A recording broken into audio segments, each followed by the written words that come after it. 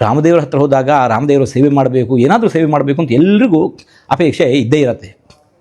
ಏನು ಮಾಡಬೇಕು, ಏನು ಹುಂಡಿಯಲ್ಲಿ ಕಾಣಿಕೆ ಹಾಕಿ ಬರೋದು ಮಾಡಿ, ಬೇಡ ಅಂತಲ್ಲ. ಅದಕ್ಕಿಂತ ಮುಖ್ಯವಾಗಿ ಆಗಬೇಕಾದದ್ದು ನಮ್ಮ ಊರುಗಳಲ್ಲಿ ಯಾರು ದೀನರಿದ್ದಾರೆ, ದಲಿತರಿದ್ದಾರೆ, ದುಃಖಿತರಿದ್ದಾರೆ, ಅವಕಾಶ ವಂಚಿತರಿದ್ದಾರೆ, ಅವರಿಗೆ ನಮ್ಮಿಂದ ಆದ ಸಹಾಯ ಏನು ಬೇಕಾದ ಮಾಡೋದು. ನಮ್ಮ ದುಡ್ಡಿನದ್ದೇ ಅಂತಲೂ ಹೇಳೋದಿಲ್ಲ ನಾವು. ನಮ್ಮ ವೃತ್ತಿ, ನಮ್ಮ ಉದ್ಯೋಗಗಳ ಅಡಿಯಲ್ಲಿಯೇ ಸಾಕಷ್ಟು ಸಮಾಜ ಸೇವೆಯನ್ನು ಮಾಡಲಿಕ್ಕೆ ಅವಕಾಶ ಇದೆ. ಅದನ್ನು ಮಾಡಬೇಕು. ಇಲ್ಲಿ ಬಂದಾಗ ರಾಮದೇವರ ಮುಂದೆ ದರ್ಶನಕ್ಕೆ ಬಂದಾಗ ದೇವರೇ ನಿನ್ನೆ ಹೆಸರಲ್ಲಿ ನಾನು ಸಮಾಜದಲ್ಲಿ ಇಂಥ ಒಂದು ಒಳ್ಳೆ ಕೆಲಸ ಮಾಡಿದೆ. ಮನೆ ಇಲ್ಲದವರಿಗೆ ಒಂದು ಪುಟ್ಟ ಮನೆ ಕಟ್ಟಿಸಿಕೊಟ್ಟೆ, ಉದ್ಯೋಗ ಇಲ್ಲದವನಿಗೆ ಉದ್ಯೋಗ ದೊರಕಿಸಿಕೊಟ್ಟೆ, ಶಿಕ್ಷಣ ವಂಚಿತನಿಗೆ ಶಿಕ್ಷಣವನ್ನು ವ್ಯವಸ್ಥೆ ಮಾಡಿದೆ, ಆರೋಗ್ಯ ವಂಚಿತರಿಗೆ ನಮ್ಮಿಂದಾದ ಸಹಾಯವನ್ನು ಮಾಡಿದೆ, ಗೋಶಾಲೆಗಳ ನಿರ್ಮಾಣ ಮಾಡಿದೆ. ಹೀಗೆ ಸಮಾಜದ ಸೇವೆಯ ಅನೇಕ ಮುಖಗಳು ಅವರವರ ಶಕ್ತಿ ಸಾಮರ್ಥ್ಯಗಳಿಗೆ ಅನುಗುಣವಾಗಿ ಮಾಡಲಿಕ್ಕೆ ವಿಪುಲವಾದ ಅವಕಾಶ ಇದೆ. ಮತ್ತು ಇದನ್ನು ಪಡೆಯಲಿಕ್ಕೆ ಅರ್ಹ ವ್ಯಕ್ತಿಗಳು ಯಾರನ್ನು ಹುಡುಕೊಂಡು ಹೋಗಬೇಕಾದ್ದಿಲ್ಲ. ನಮ್ಮ ಮನೆಯ ಆಳು ಅವನ ಸ್ಥಿತಿ ಹಾಗೆ ನಮ್ಗೆ ಗೊತ್ತು. ಅವನಿಗೇನೇ ಒಂದು ವ್ಯವಸ್ಥೆ ಮಾಡಿಕೊಟ್ರು ಕೂಡ ಇದು ರಾಮದೇವರ ಹೆಸರಲ್ಲಿ, ಅಲ್ಲಿ ಹೋದಾಗ ರಾಮದೇವರ ಸಮರ್ಪಣೆ ಮಾಡೋದು, ಇವನಿಗೆ ಕೊಡು ಹೋಗಲ್ಲ ಅನ್ನೋದು, ಇದು ನಾನು ಕೊಟ್ಟದಲ್ಲ ನೋಡು, ರಾಮದೇವರು ನೀಡಿದ್ದು, ರಾಮದೇವರ ಪ್ರಸಾದ. ನಮ್ಮ ಈ ಒಂದು ವಿಚಾರ ಇದು ನಮ್ಮ ಗುರುಗಳ ವಿಚಾರ ಆಗಿತ್ತು.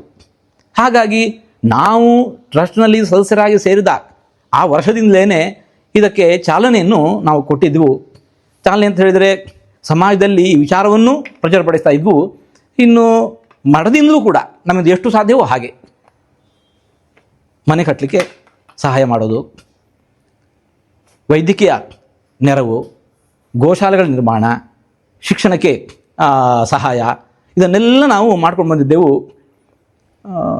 ಕೆಲವರಿಗೆ ಮನೆ ನಿರ್ಮಾಣಕ್ಕೆ ಮಠದಿಂದ ಸೈಟ್ಗಳನ್ನು ಕೊಟ್ಟದ್ದು ಇದೆ.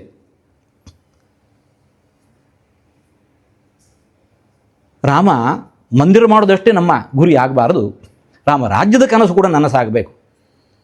ಹಾಗಾಗಿ ಅದನ್ನು ಹೇಗೆ ಮಾಡೋದು, ಅವರವರ ಊರಲ್ಲಿ ಅವರವರು ಮಾಡಿದರೆ ಸಾಕು.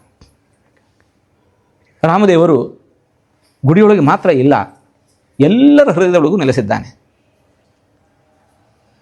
ಪ್ರತಿಯೊಂದು ಗ್ರಾಮವೂ ಕೂಡ ರಾಮನ ಗುಡಿ ಆಗಬೇಕು.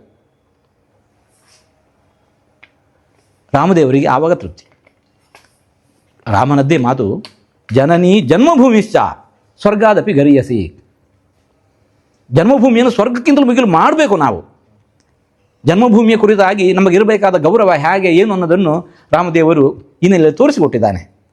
ಹಾಗಾಗಿ ದುಃಖಿತರಿಗೆ ಸಹಾಯ ಮಾಡೋದು ನೋಡಿ, ಈ ನಮ್ಮ ಗುರುಗಳ ಈ ಮಾತನ್ನು ನಾವು ಯಾವಾಗ ಮತ್ತೆ ಮತ್ತೆ ನಾವು ಮಾಡಿ 10 ಮಂದಿಗೆ ಹೇಳ್ತಾ ಬಂದೆವು. ಅನೇಕ ಮಂದಿ ನಮ್ಮ ಉಡುಪಿಯ ಪರಿಸರದಲ್ಲಿ ಅನೇಕ ಮಂದಿ, ಪ್ರಾಯ 1000 ಮಂದಿ ಅಂತ ಹೇಳಿದ್ರು ಕೂಡ ತಪ್ಪಿಲ್ಲ, ತಮ್ಮ 60ನೇ ವರ್ಷದ ಹುಟ್ಟುಹಬ್ಬವನ್ನು ಮಾಡುವಾಗ ಹೋಮ ಹವನಗಳಿಗೆ ಅಂತ ಮೀಸಲಿಟ್ಟಂತಹ, ಪೂಜೆಗಳಿಗೆ ಮೀಸಲಿಟ್ಟಂತಹ ಧನವನ್ನು ಒಬ್ಬರಿಗೊಂದು 10 ಲಕ್ಷ ಮನೆ ಮಾಡಿ ಕೊಟ್ಟದ್ದಿದೆ. ಇಂಥವ್ರು ಒಬ್ಬರಿಬ್ಬರಲ್ಲ, ಒಬ್ಬ ಗಣ್ಯರಂತೂ ಶ್ರೀಯುತ H.S. ಶೆಟ್ಟರು ಅಂತ ನಮ್ಮ ಮಠದ ಭಕ್ತರವರು 100 ಮನೆಗಳನ್ನು ನಾವು ನಿರ್ಮಾಣ ಮಾಡಿಕೊಡ್ತೇವೆ ಹೊರಗ ಜನಾಂಗಕ್ಕೆ, ಅಂದರೆ ತೀರಾ ಹೊಡೆದಳಿದ ಜನಕ್ಕೆ ಮಾಡಿಕೊಡ್ತೇವೆ ಅಂತ ಹೇಳಿ ಸಂಕಲ್ಪ ಮಾಡಿ ಈ 3 ವರ್ಷಗಳಲ್ಲಿ 28 ಮನೆಗಳನ್ನು ನಿರ್ಮಾಣ ಮಾಡಿಕೊಟ್ಟಾಯಿತು. ಅದರ ಮೇಲೆ 14 ಮನೆಗೆ ಈಗಾಗಲೇ ಭೂಮಿ ಪೂಜೆ ನಡೆದಿದೆ. ಪ್ರಾಯ ಇನ್ನು ಕೆಲವೇ 1-2 ತಿಂಗಳಲ್ಲಿ ಆ ಮನೆಯ ಹಸ್ತಾಂತರವೂ ನಡೆಯುತ್ತೆ.